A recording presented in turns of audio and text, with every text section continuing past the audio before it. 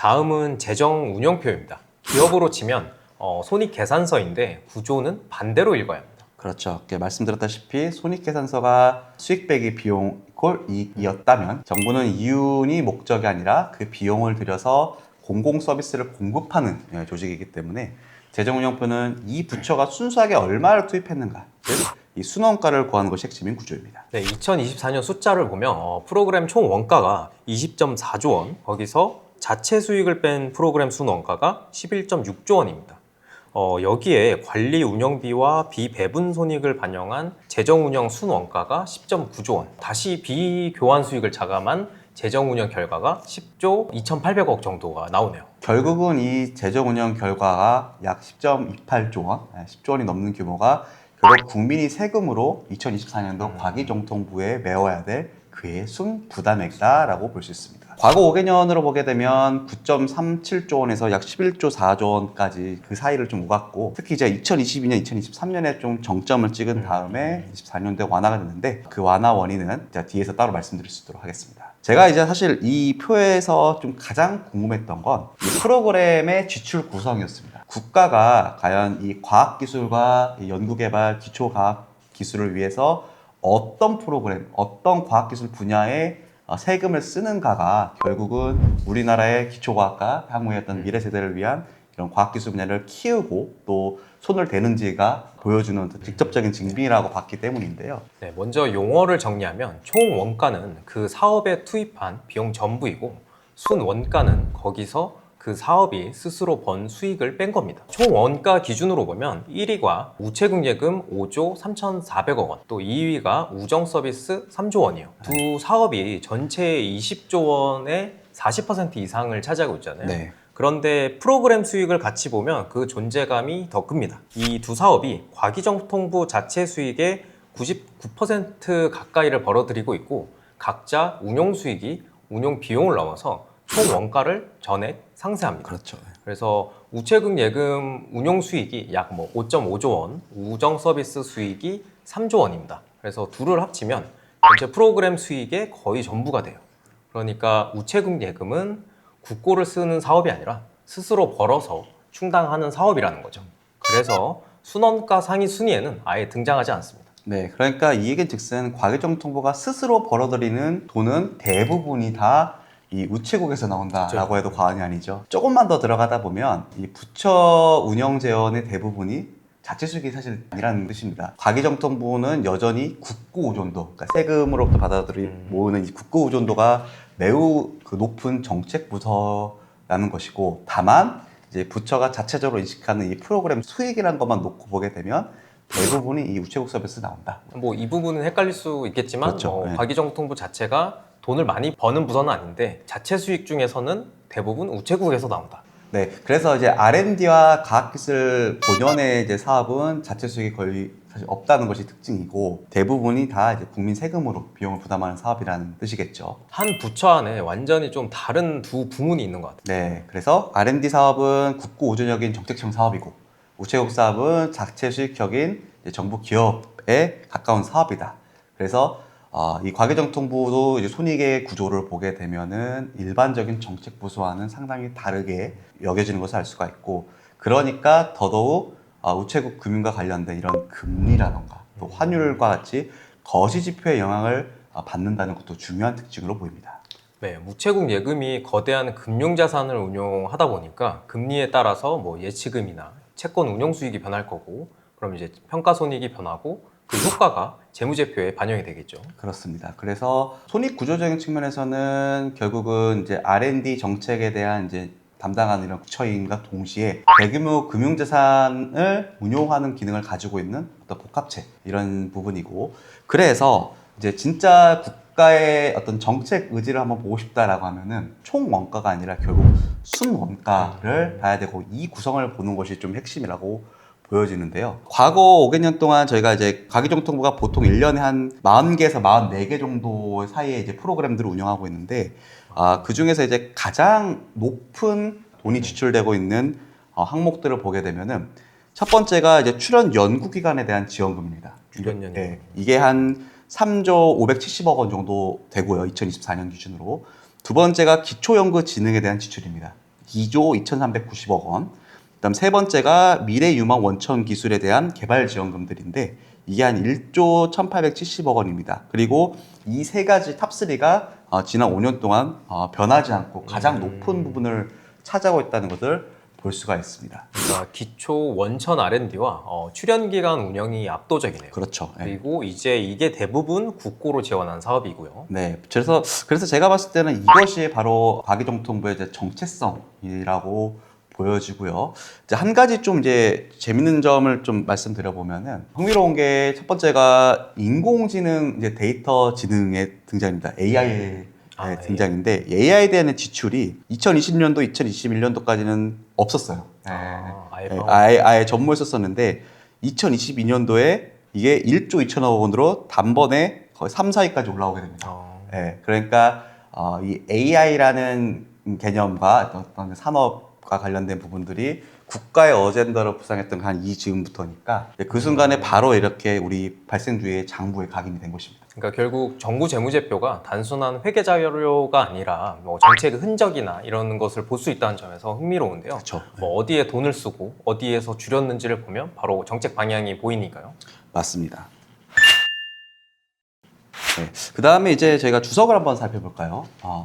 이 과기정통부 재무제표에서 가장 중요한 주석이 우체국 예금과 우체국 보험에 관련된 부분입니다. 가장 중요한 부분이니까 한번 같이 읽어볼게요. 과학기술정보통신부는 재무제표의 통합에 관한 지침에 따라 중앙간서 재무제표 작성 시 세입세출 외로 관리되는 우체국 예금과 우체국 보험 적립금 관련 자산, 부채, 순자산 및 수익 비용을 재무제표 본문에 반영하지 않습니다. 라고 규제되어 있습니다.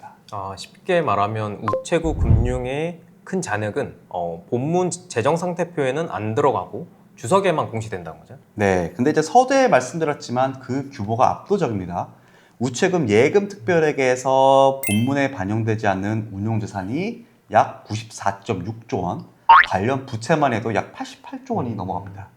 그리고 우체국 보험 쪽에서도 운용자산이 한 64.6조 원 정도 되고요. 보험 충당 부채에 관련된 부채가 58.7조 원입니다.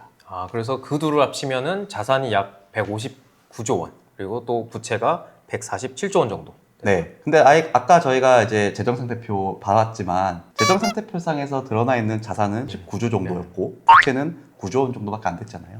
그러니까 이 재정상태표 본문에 표시되어 있는 자산 부채 숫자보다 훨씬 더 큰 경제적 실체가 이 주석에만 공시가 되어 있는 것입니다. 그럼 왜 본문에는 안 넣는 건가요?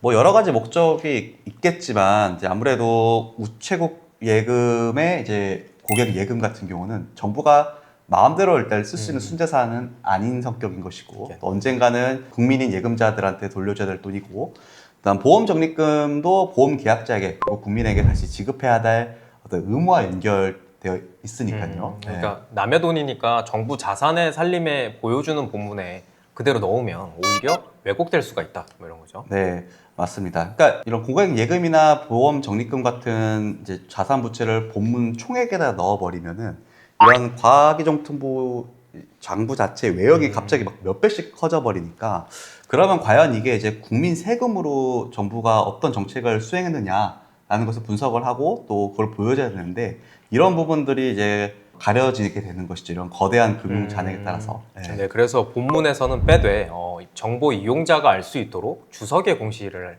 하는 거군요. 네, 그리고 한 가지 좀 더 체크할 부분은 이게 예금과 보험의 원금 잔액, 스탁 같은 경우는 본문에서 빠지지만 이 예금 후 운용에서 발생하는 운용 손익, 이 플로우는 재정운용표에서 들어오게 됩니다. 뭐 잔액은 주석에 있고 운용 성과는 뭐 본문 손익에 들어간다. 그렇죠. 그래서 본문 재무제표만 읽게 되게 되면 과기정통부 수익이 우체국에서 많이 나오네까지는 우리가 알 수 있지만 그 뒤에 얼마나 많은 금융자산과 금융부채가 있는지는 이 주석을 봐야지만 알 수 있다는 것이 매우 큰 특징인 것이죠.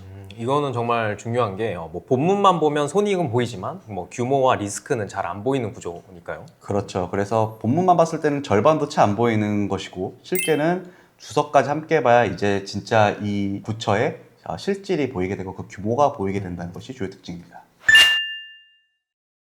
네, 한 가지 흥미로운 게 또 있어요. 이번에 R&D 예산 얘기를 한번 해보죠. 2024년에 R&D 예산 삭감 이슈가 사회적으로 좀 컸잖아요. 아, 그쵸. 네. 그런데 이런 정책의 변화도 재무제표에 흔적이 남아 있습니다. 어떤 계정에서 볼 수가 있을까요?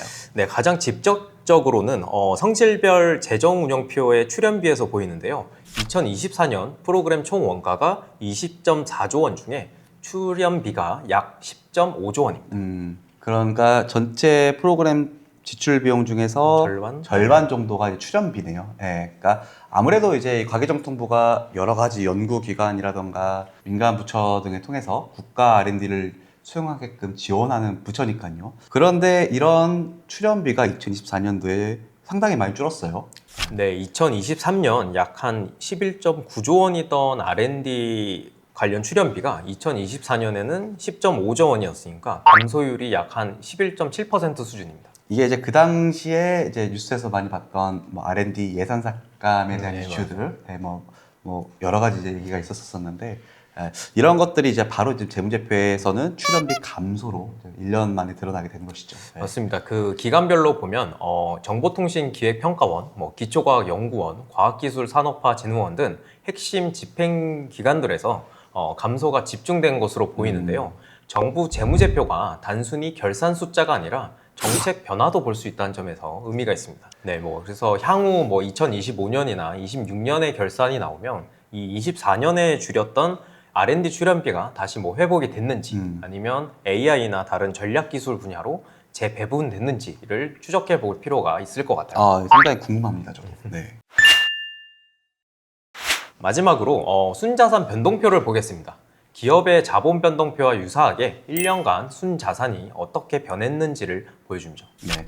2024년도를 보게 되면은 재정운영 결과가 약 10조 2,800억 원인데요. 그 중에서 이것을 메꾸는 것이 국고 수입으로 9조 3,810억 원입니다. 그리고 나머지는 이제 다른 기금이나 특별회계 조달로 메웠지만 이제 완전히 채우지 못한 것을 좀 볼 수가 있고 그 미달분이 결국은 앞서 저희가 확인했던 적립금인 잉여금에 대한 감소로 연결된 것입니다. 네. 네, 여기서 눈여겨볼 항목이 자산 재평가 손익인데요. 네. 앞서 말한 토지 건물의 재평가 결과입니다. 주석을 보면 토지는 공시지가로, 건물 등은 시가 표준액으로 공정가치를 산정했고 2024년 평가증 약 1,031억 원과 평가감 502억 원의 차이인 530억 가량이 조정 항목에 반영이 되어 있습니다. 네, 근데 이제 이게 누적적으로 보면은 상당히 좀 규모가 큽니다. 순자산 조성 명세표라는 이제 주석사항을 또 보시면 아시겠지만 재평가를 이제 시행한 이래 누적된 평가액만 해도 약 5조 1천억 원 가까이가 인식되어 있어요. 네, 그러니까 이게 우리가 아까 봤다시피 재정상태표에 현재 24년 말 기준으로 토지 건물에 대한 장부 인식액이 11조 원 정도가 잡혀 있는데 그 중에서 이제 5.5조 1천억 정도가 재평가 영역을 통해서 공정가치를 재평가해서 끌어올린 금액이라는 것이죠. 그럼 여기서 이제 또 한 가지 재평가 기준이 이 실거래 시가가 아니라 공시지가라는 점이죠. 그렇죠. 네. 그러니까 보통 이제 우리나라 공시지가가 뭐 물론 좀 케이스별로 다른 부분이 있지만 보통 이제 시가, 실제 실거래가를 따라가는 경우가 많지는 않잖아요. 네. 그러니까 실제 만약에 이러한 부지들이 뭐 그럴 일이 있을 수도 있고 없을 수도 있지만 실제 매각이 됐던가 아니면 뭐 재개발이라든지 뭐 재건축 등을 통해서 뭐 현물투자 등을 통해서 여러 가지 이제 어떤 뭐 만약에 사업화가 된다라고 봤었을 때에 이 토지 건물의 실제 가지고 있는 시장 가치는 현재 장부에서 인식하고 있는 장부가보다 훨씬 더 상회할 가능성이 높다는 점입니다. 게다가 이제 우체국 부지의 특성상 보면 각 도시의 핵심 입지에다가 입지를 하였기 때문에 이런 보편 서비스망 때문에 부지 단가가 높을 수도 있고 또 이게 단순히 이제 본문에 있는 토지가액 8.6조 원 이상의 어떤 가치가 있을 수도 있다는 것이 보이게 되는 것이죠. 네. 그러니까 노른자 입지의 우체국 부지일수록 재평가했음에도 장부가가 실제적인 경제적인 가치를 좀 과소 반영하고 있을 가능성이 높다. 네, 그렇죠. 아마 잠재된 저평가 무량 부동산일 수도 있지 않을까라는 이제 그런 분석을 하게 돼 봅니다. 네. 그래서 어쨌든 이제 정부 재무제표에서도 이렇게 보유하고 있는 자산 부채에 대해서 재평가를 수행하고 있다는 것도 한 가지 좀 재미있는 특징이라고 볼 수 있을 것 같습니다. 네, 오늘은 기업이 아니라 정부 부처, 그 중에서도 과학기술정보통신부의 재무제표를 들어봤습니다. 네, 이제 매번 이제 기업 이야기만 하다가 저희가 한번 그래 정부와 관련된 정부 부처 재무제표를 얘기해 보자라고 했는데 좀 색다르긴 했어요. 네, 재미를 떠나서. 색달랐습니다. 네. 뭐 제 규정들도 다르고 오늘 네. 이야기를 좀 한 문장으로 한번 정리해 볼까요? 네, 제가 봤었을 때에 이 과학기술정보통신부의 재무제표를 보니 이 부처는 R&D의 정책 부서이면서 동시에 우체국 금융과 우체국 부동산을 품고 있는 아주 대단한 복합 부처다라는 생각이 들었습니다. 우리 회계사님은요? 저도 이름만 보면 과학기술이 먼저 보이지만 재무제표를 열면 뭐 출연비, 뭐 우체국, 토지 이런 기대와는 다른 뭐 계정들이 먼저 보이는 부처라고 좀 정리하고 가겠습니다. 네, 그래서 이게 기업 재무제표는 그 기업의 어떤 전략과 어떤 결과, 이런 운영 결과들을 좀 보여주지만 이런 정부제표를 통해서 국가의 정책과 행정을 볼 수 있다는 것도 참 재밌는 시간이었던 것 같습니다. 앞으로도 이제 이런 정보회계 자료를 보시게 되면 단순히 어려운 별산도다, 내가 모르는 보기 용어가 싫죠. 있다, 이런 게 아니라 이 숫자가 과연 어떠한 정책을 말하고 있고 그리고 우리 이제 공공 서비스는 어떤 부분을 지향하고 있는지에 대해서 한번 생각해 보시면 좋겠습니다. 네, 오늘 준비한 내용은 여기까지입니다. 더 유익한 내용으로 다음 시간에 찾아뵙겠습니다. 지금까지 이승훈, 민홍섭 회계사였습니다. 감사합니다.